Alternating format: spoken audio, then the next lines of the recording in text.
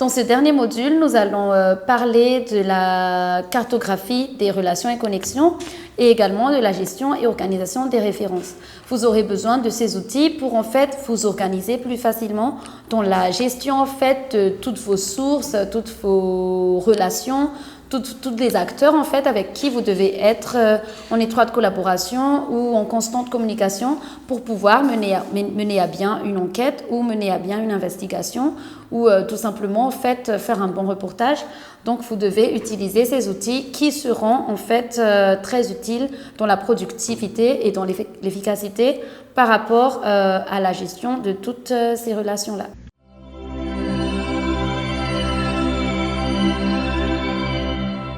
Maintenant, on va parler de ClickUp. ClickUp est un outil d'intelligence artificielle qui vous permet de gérer vos tâches et de faciliter la gestion de toutes les opérations au sein d'une entreprise, d'une institution, d'une organisation ou aussi dans votre travail en général. Donc, comment on fait pour aller sur ClickUp? On va sur le lien app.clickup.com. Donc, c'est le lien que vous devez utiliser pour accéder à ClickUp.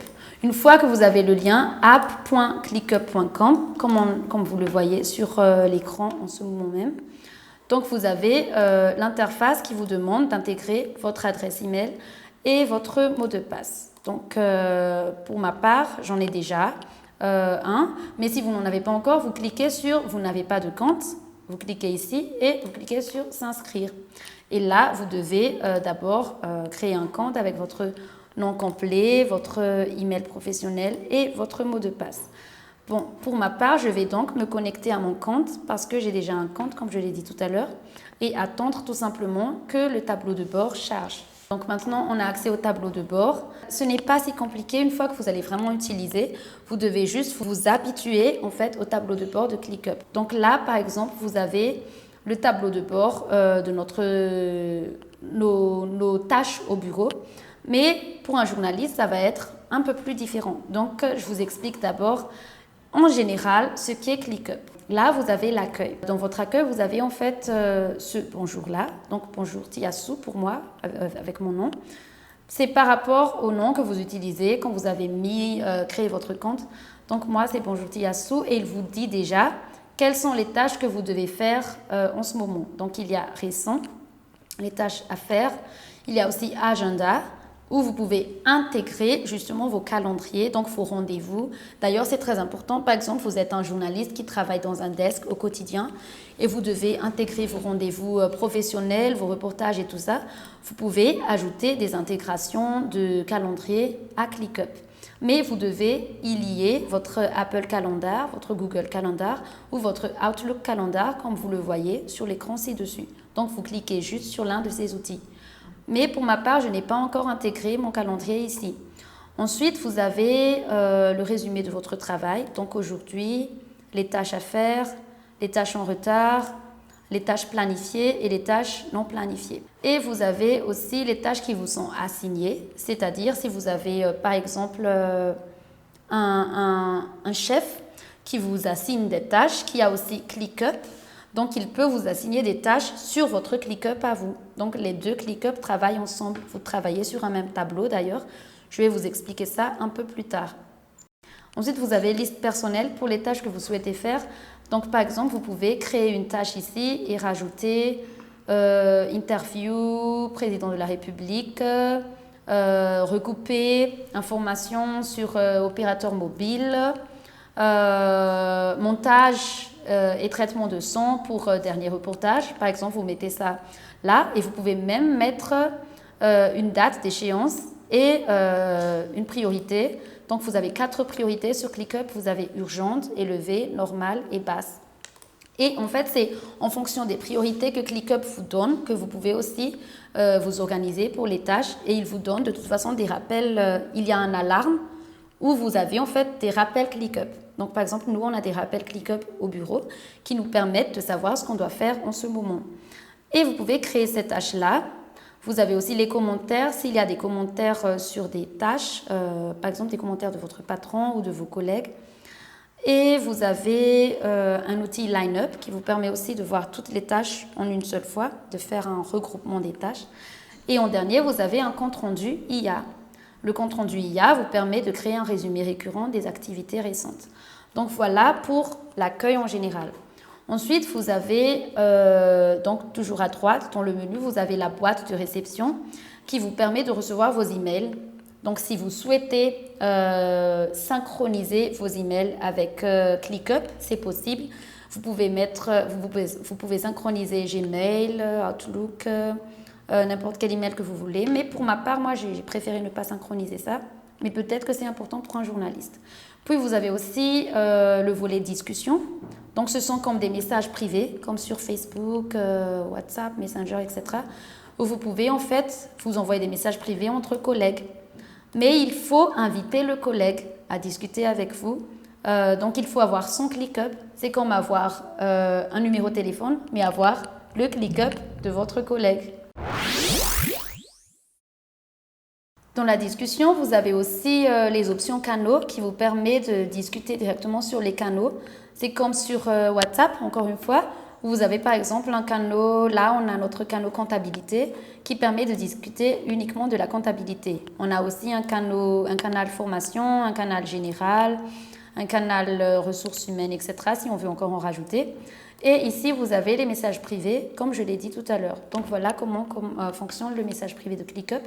Ensuite, vous avez l'onglet documents. Donc, on est toujours dans le menu à gauche. Vous avez l'onglet documents où vous pouvez créer un document grâce à ClickUp. C'est comme Microsoft Word, mais directement sur ClickUp. Donc, vous pouvez, par exemple, vous êtes un journaliste, vous pouvez directement créer un article sur ClickUp. En plus, l'avantage de créer un article sur ClickUp, c'est que si l'électricité coupe ou que si la connexion coupe, ClickUp enregistre automatiquement votre document. Donc, vous n'allez pas réécrire parce qu'il va enregistrer automatiquement le document. Donc, quand vous allez revenir là-dessus, vous aurez encore les dernières mises à jour de ce que vous avez écrit. Vous pouvez écrire un article ou écrire avec l'IA. Nous avons l'option écrire avec l'IA si vous souhaitez écrire directement à travers juste un prompt. Ensuite, vous avez la fonctionnalité tableau de bord qui vous permet aussi de surveiller votre équipe, mais je ne pense pas vraiment que ce soit encore important vu que vous avez déjà l'accueil au-dessus.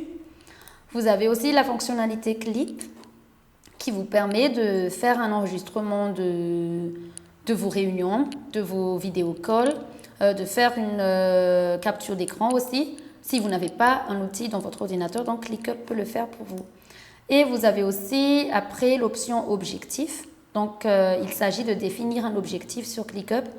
Par exemple, vous allez prompter, parce que là, il s'agit vraiment de prompter, de mettre un objectif, faire 5 reportages par semaine, par exemple. Ah, c'est très peu. Hein. Faire 5 reportages par semaine. Et vous cliquez sur Entrée. Et en fait, il va vous demander qui sont assignés à ces tâches. Donc, par exemple, il y aura moi, il y aura une collègue à moi. Je vais mettre Entrée aussi. OK, tout ça. Et à la fin, il va vous demander quelle est la date, quelles sont les dates si vous en avez, des deadlines donc, et aussi la description de cet objectif-là. Et à la fin, ici, bon là je ne l'ai pas enregistré, mais si vous l'enregistrez, donc vous aurez en fait un objectif que l'IA de ClickUp va mesurer. Donc, par exemple, au milieu de la semaine, vous n'avez fait que 2 reportages, il va vous dire « Attention, vous n'allez pas atteindre votre objectif ». Et il va vous donner des actions à faire en conséquence. Par exemple, sur un volet personnel, vous voulez faire du sport. Si au bout d'une semaine, vous n'avez pas fait de sport et que vous devez faire, je ne sais pas, 5 musculations par jour, l'IA va vous dire « Attention, il faut faire de la musculation, il faut boire de l'eau, il faut avoir un régime, etc. etc. » Après, vous avez l'outil relevé de temps. Ça aussi, c'est un outil très important. Vous pouvez chronométrer vos tâches. Donc, comment vous faites? Vous ajoutez une tâche par ici. Donc là, par exemple, on a déjà des tâches qu'on a enregistrées. Si on peut créer des tâches directement en créant une tâche dans la barre... attendez une seconde. Dans la barre démarrer le minuteur, il vous demande de créer une tâche. Et là, vous mettez une tâche, par exemple, on va mettre tournage interview. Et vous pouvez chronométrer la tâche après en démarrant le minuteur. Même si vous changez d'onglet, donc vous allez par exemple sur un autre onglet pour lire vos mails ou ce genre de choses, le minuteur continue. Et à la fin, il va vous dire combien de temps vous avez passé sur ce travail-là. Donc voilà, en général, ClickUp pour la présentation simple. Il y a encore plein de petites fonctionnalités, mais ce sont les bases que je vous donne. Donc comment vous faites pour pour établir une cartographie de relations et connexions sur ClickUp? Vous créez un espace, l'option espace, et vous cliquez dessus. Donc plus, New Space, et vous mettez par exemple, on va mettre officiel. Voilà, donc pour tout ce qui est officiel, donc une petite description, on va mettre autorité étatique, ministre, DIRCAB, secrétaire SG, etc. Donc vous allez mettre ça là, et là vous enregistrez le tableau, et vous avez une option sur quel genre d'espace vous souhaitez avoir. Est-ce que c'est un néophyte pour des tâches du quotidien, équipe de marketing pour mener des campagnes, gestion de projet, planifier, gérer, exécuter et produits et ingénierie. Le mieux, c'est d'utiliser gestion de projet parce que vous allez gérer un projet en tant que journaliste sur ClickUp. Donc là, vous avez enfin créé votre espace. Donc on a l'espace officiel et vous avez 5 options. Donc la première option, c'est de vous organiser en mode liste. Si vous vous organisez en mode liste, vous cliquez sur liste et vous pouvez répertorier vos contacts. Donc par exemple, vous mettez dans bon, ce n'est pas forcément à faire, vous pouvez mettre par exemple ministre, tout simplement, ici. Et vous allez mettre, bon, attendez, renommer plutôt ministre. Ça n'enregistre pas. Enregistrer. Voilà. Nom de tâche. Donc, ce n'est pas une tâche, c'est le nom d'un ministre. Donc, vous allez mettre un nom. Bon, on va mettre par exemple Jean-Jacques. Juste comme ça, pour exemple. Et vous mettez son numéro, si vous voulez. Donc, vous mettez Jean-Jacques avec le numéro de Jean-Jacques en bas. Donner un nom ou afficher les commandes, ou vous pouvez aussi, si vous voulez, rajouter une sous-tâche ici. Donc vous cliquez sur sous-tâche et vous mettez un numéro, par exemple, comme ça, et vous enregistrez. Donc c'est juste un exemple. Donc là, par exemple, on a un contact, c'est celui de Jean-Jacques, le ministre. Après, vous pouvez organiser cela par couleur. Donc, par exemple, pour toutes les contacts de ministres, vous mettez en rouge. Pour les contacts de DIRCAB, vous mettez en bleu. Pour les contacts de SG, vous mettez en vert, par exemple. Donc, ce genre de choses. Ça, c'est une option. Bon, on va juste rajouter une autre tâche, juste pour que ce soit plus facile à comprendre. Jean-Luc, comme ça on a 2 tâches et vous comprendrez un peu plus facilement après. Ok. Donc maintenant on a 2 tâches comme vous le voyez sur l'écran et donc on a 2 personnes dans la liste de nos contacts. Ok. Après, si vous ne voulez pas vous organiser par liste, vous pouvez vous organiser par tableau. Donc, comment se passe le tableau? Comme vous le voyez là, vous avez par exemple tableau ministre. Vous pouvez changer planning par DIRCAB, in progress par SG, etc., etc. Et vous pouvez en fait utiliser des cartes.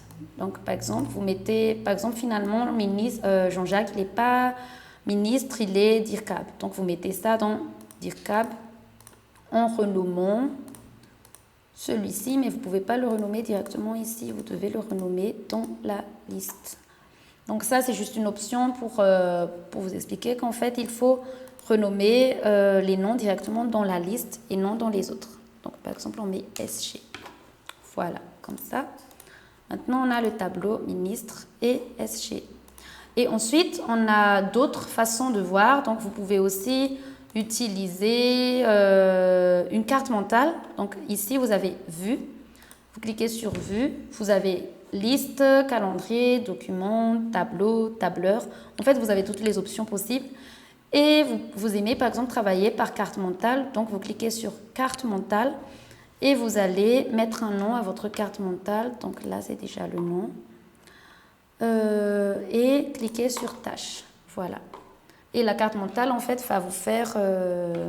vous mettre en place une carte qui vous permettra de cartographier vos contacts.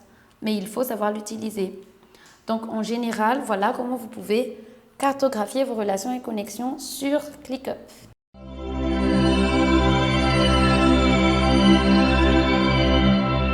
Le deuxième outil qu'on va voir s'appelle EndNote. EndNote, c'est un outil malheureusement en général payant qui vous permet aussi de cartographier vos relations et connexions. Cependant, bien que ce soit payant, vous avez une option gratuite qui vous permet quand même de faire de bonnes choses et je vais vous le montrer maintenant. Donc pour aller sur EndNote, vous allez sur endnote.com comme vous le voyez sur l'écran en ce moment même. Donc vous allez sur endnote.com.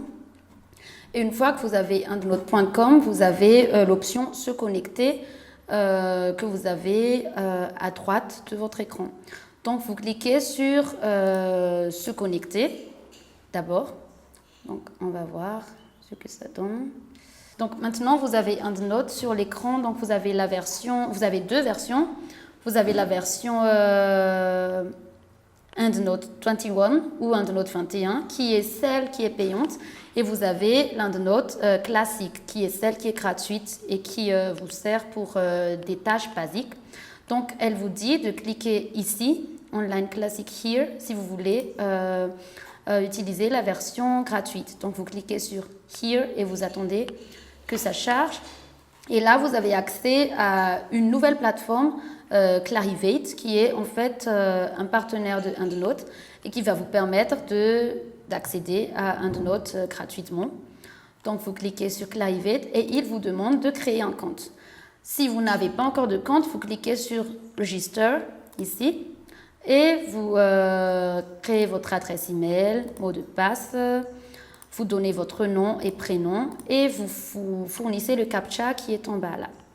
Et à la fin, vous cliquez sur Register et vous recevez en fait un email qui vous envoie un lien de confirmation de votre inscription. Et là, vous avez enfin accès à EndNote. Donc maintenant, pour ma part, par exemple, j'ai déjà accès à EndNote vu que j'ai déjà un compte. Donc, je peux directement accéder à la plateforme et je vais vous montrer de quoi ça a l'air.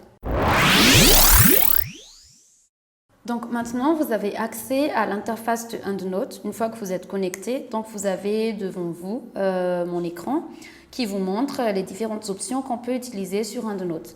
Donc, premièrement, vous pouvez utiliser une base en ligne, une base de données, donc par rapport à vos références. Deuxièmement, vous pouvez créer une référence manuellement. Et troisièmement, vous pouvez importer des références. Nous allons commencer par créer une référence manuelle, vu que c'est ce dont on a besoin pour une cartographie. Donc, on va créer une référence manuelle avec EndNote. Donc, comment ça se passe? Vous cliquez sur Create a Reference Manually, c'est-à-dire créer une référence manuellement. Il faut noter que EndNote n'a pas de version en français, donc malheureusement, la langue ne peut pas être modifiée. Par contre, vous pouvez quand même plus ou moins comprendre ce que la plateforme dit en général. Donc, vous allez créer une référence de type générique parce que c'est ce qui vous permet en fait d'enregistrer ensuite votre référence. Vous créez une référence générique et vous allez remplir les différentes cases par rapport à cela. Donc, vous avez auteur. Donc, ça peut forcément ne pas être un auteur, mais ça peut être un ministre, un premier ministre, un contact, SG, etc. que vous allez mettre ici. Donc, par exemple, on va mettre le nom de Jean-Jacques, encore une fois, par exemple. Donc, Jean-Jacques, titre, on va dire ministre de la communication. Voilà, ok, comme ça. Année 2025. Auteur secondaire, pas forcément. Titre secondaire, bon, on va dire qu'il est aussi informaticien, pourquoi pas. Bon, normalement, c'est une référence pour des livres. Donc, c'est pour ça que vous avez toutes les options là, éditeur, où ça a été publié, nombre de pages, etc. Vous pouvez aussi donc l'utiliser pour vos références bibliographiques ou webographiques. En tout cas, à la fin, quand vous avez fini de remplir toute cette base pour vos références ou pour vos contacts, vous cliquez sur Save, ce qui fait en fait que votre référence est tout simplement sauvée dans votre base de données et vous allez pouvoir trouver cette référence plus tard. Donc, où est-ce que vous trouvez cette référence? Donc, vous allez sur My References, encore une fois. Donc, on revient sur l'interface de tout à l'heure. Donc là, vous avez maintenant la référence qu'on a mis tout à l'heure. Donc, comme vous le voyez, là, nous avons Jean-Jacques devant notre écran qui a été ajouté à nos références. Donc, voilà comment vous faites pour ajouter vos références. Dans le cas où vous souhaitez importer vos références. Donc, supposons que vous avez déjà des contacts ou des références que vous avez déjà utilisées ou enregistrées quelque part sur votre ordinateur ou sur votre téléphone. Donc, ça peut être dans un document Excel, dans un format Word, dans un format PDF, etc.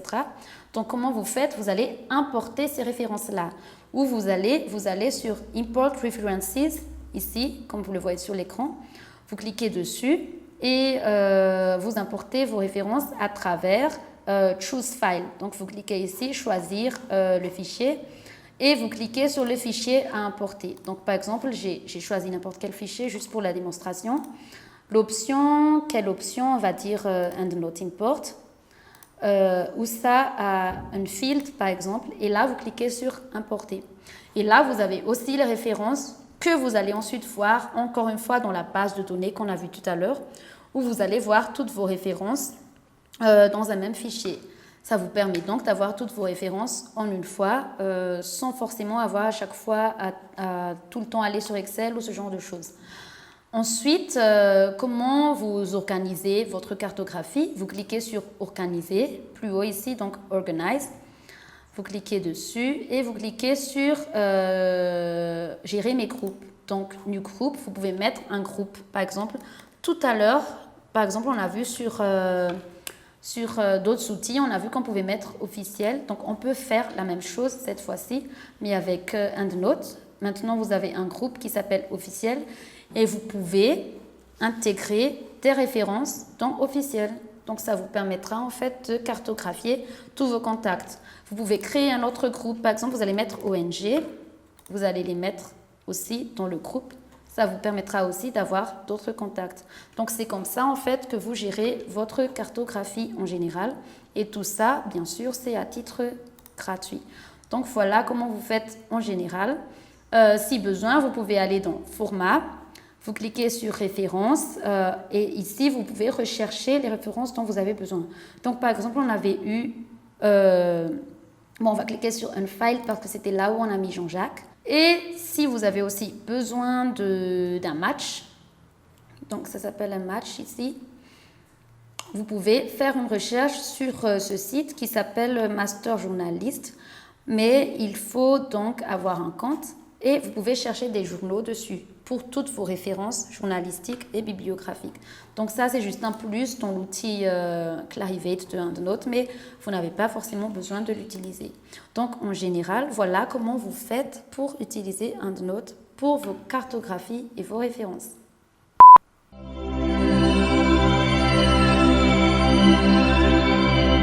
Donc le dernier outil qu'on va voir, c'est Zotero. Donc Zotero, c'est un outil d'intelligence artificielle qui peut aussi être utilisé pour vos cartographies de relations, de connexions et de références. Zotero, c'est un outil basiquement gratuit et qui est open source, c'est-à-dire que vous pouvez l'utiliser totalement sans achat, sans rien du tout, gratuitement. Donc comment vous faites? Vous allez sur le lien zotero.org et vous avez accès à cette interface comme vous le voyez ici. Donc Zotero, c'est très intéressant parce que vous pouvez l'utiliser à la fois en tant que journaliste, mais aussi en tant qu'écrivain, en tant qu'étudiant, par exemple, en tant que... Il y a des gens qui l'utilisent pour leur cartographie de films, de lecture, donc tout ce que vous voulez en fait. Vos dissertations, vos recherches, par exemple, vous êtes en train de faire une thèse et vous avez besoin d'une base de données, vous pouvez utiliser Zotero. Donc, comment vous faites? Vous n'êtes pas obligé de télécharger parce que là, vous avez l'option téléchargement que vous voyez ici qui est valable pour tout type d'ordinateur, mais vous n'allez pas forcément télécharger Zotero. Par contre, si vous téléchargez, vous avez l'opportunité de l'utiliser sans forcément être connecté, ce qui est aussi très bien vu que vous n'êtes pas forcément tout le temps dans un lieu où vous avez la connexion toujours accessible, donc vous pouvez télécharger. Mais si vous ne voulez pas télécharger, vous pouvez directement vous connecter, donc on va cliquer sur Login. Et si vous n'avez pas encore de compte, vous cliquez sur Register for a free account. Donc vous pouvez enregistrer un compte gratuitement. Pour ma part, j'ai déjà un compte, donc je vais directement enregistrer mon adresse email et mon mot de passe et juste attendre de me connecter. Donc, une fois que je suis connectée, j'ai donc la plateforme de Zotero devant moi, comme vous le voyez devant votre écran aussi. Donc, vous avez ce qu'on appelle une librairie. Et en fait, dans cette librairie, vous pouvez créer vos références et vos relations. Donc, par exemple, on va créer une référence pour un article de journal. Voilà. Donc, vous avez plusieurs options, livres, audio. On va cliquer sur article de journal. Donc, on attend un peu que ça charge. Donc, c'est un article de journal du titre. Bon, ils ont aussi d'autres options. Dictionnaire, document, email, encyclopédie, film, publication, article, interview, article de magazine, article de journal, podcast. Par exemple, on va cliquer sur podcast. OK. Donc, titre du podcast, alors on dit quoi? OK. On va cliquer sur alors on dit quoi? Podcaster, on va dire Tiara Ndiaye. Ndiaye. OK. Titre de la série, cybersécurité, par exemple. Épisode, numéro, je ne me souviens pas de l'épisode de ce podcast, par contre, donc je ne vais pas le mettre, mais vous pouvez le modifier à un moment donné. Type de fichier, audio, on va dire, MP3. Temps, on va dire 5 minutes à peu près, je ne me souviens pas non plus. URL, donc comment vous faites? Donc par exemple, je dois mettre le lien de ce fichier. Donc je vais faire une recherche sur Google. Alors on dit quoi? Cybersécurité. Voilà, comme ça. Alors on dit quoi? Bon. Ils n'arrivent pas à trouver. C'est pour ça qu'on a besoin de ce genre de choses. Ok. On va taper le nom de l'auteur à la place. Cyberharcèlement. Ok, c'était ça en fait. Bon, on va modifier un peu ça. Cyberharcèlement. Ok. Ok.